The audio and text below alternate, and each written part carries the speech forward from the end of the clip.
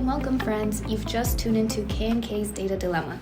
Today we're talking about a practice within organizations that is considered unethical, but in our day and age, morally acceptable: data collection. You know, that thing that makes your phone say, "Hey, Karen, you might like these shoes," when you've literally never searched for shoes but thought about them for 2 seconds last week.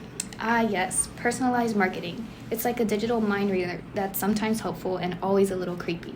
But let's not just swipe past this. What happens when companies collect all that data without asking nicely first? Spoiler alert, it's not great. Exactly. Today, we're tackling the big question: is collecting data without explicit consent ethical or privacy invasion? Diving into our first ethical lens, say hello to utilitarianism.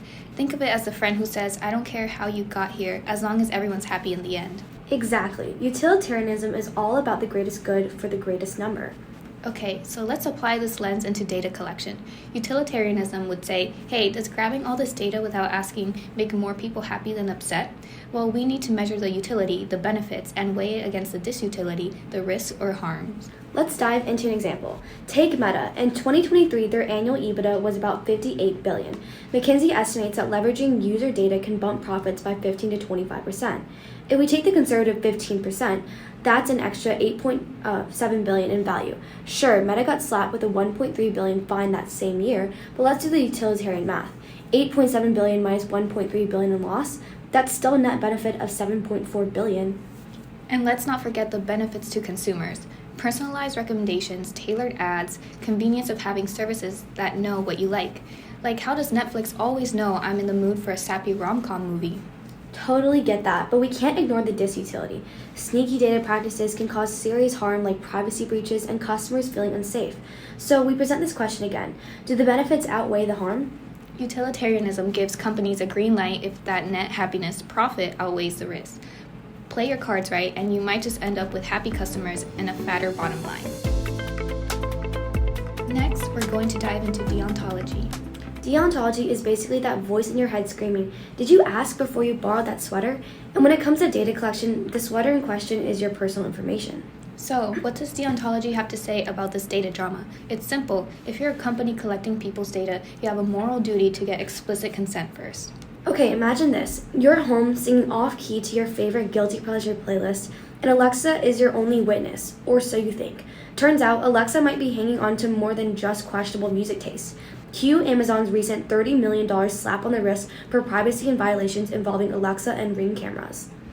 Amazon's Alexa wasn't just helping kids with their homework or answering what sound does a narwhal make. It was also secretly storing their conversations, geolocation data, and who knows what else. According to deontology, it's not just about the outcomes, like smoother voice commands or smarter algorithms. It's about respecting people's autonomy and rights. By keeping children's data, ignoring deletion requests, and not being upfront about it, Amazon essentially said, "We know better than you what to do with your data." That's a clear violation of the moral duty to treat users and their kids with respect and transparency. Even if Amazon's algorithms got better and made Alexa more helpful in your day-to-day life, deontology doesn't care about those benefits. The act of disregarding explicit deletion requests and storing data indefinitely is inherently wrong because it violates the trust and consent of users. It's not about what you gain, it's about the principles you break along the way. So we went into utilitarianism and deontology separately, but do they agree, and if not, how might we resolve the tension? Okay, let's start with what these two lenses can agree on. The goal should be to benefit consumers and avoid harm. Yes, but utilitarianism is like, if collecting your data makes more people happy, say through better services or bigger profits, then it's all good. Consent, it's nice to have, but not a deal breaker. See, here's the thing. Deontology, though, sees respecting privacy and autonomy as a non-negotiable. Utilitarianism and deontology clearly cannot agree. One way we could resolve tension is by combining the best of both worlds. A little bit of this and a little bit of that. We can respect consent and autonomy while still achieving utilitarian goals.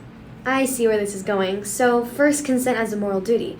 Companies need to be clear how they'll use your data. No sneaky fine print or jargon. Transparency builds trust. Next, limiting data collecting but gathering what's necessary to deliver the intended benefit. Maybe we can even add about the trade-offs. If you're collecting data, tell a consumer why it's adding benefits. That way people can even feel more aligned with utilitarian goals of maximizing happiness. We're saying that while data collection without explicit consent may seem unethical from a deontological standpoint, it can be morally acceptable if companies find a middle ground. If Companies explain how data will benefit the user and limit data collection to just what's necessary. They're respecting autonomy while still working towards those goals of maximizing happiness. It's all about balance. Our team wants to say that data collection without explicit consent is a morally gray area, but when companies operate with clear intentions, accountability, and a commitment to minimizing harm, it can be ethically justified. The best of both worlds is achievable. The challenge ahead for companies is clear: embrace innovation, but don't sacrifice ethics in the process. With the right principles in place, we believe organizations can achieve ethical data collection practices that work for everyone.